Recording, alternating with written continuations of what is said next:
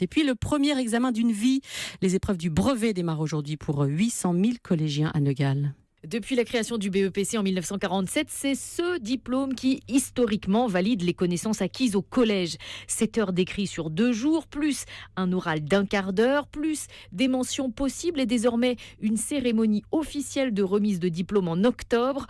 Pour Chénèse et Sarah, élèves de 3e à Sèvres, cette première expérience d'examen, c'est quand même un peu de pression. Vu que c'est le premier examen qu'on passe, pour moi c'est important de l'avoir parce que si je ne l'ai pas, c'est la honte quoi. C'est important parce que comme ça on sait, on est déjà préparé à plus tard. Oui, c'est une préparation avant le bac, on va dire ça comme ça. Donc c'est quand même un diplôme et notre premier diplôme. Donc même si c'est pas comme le bac, c'est toujours important d'avoir un diplôme. Et pourtant ces 2 élèves, comme la majorité des candidats, ont déjà décroché leur diplôme grâce au contrôle continu qui compte pour 400 points sur 700.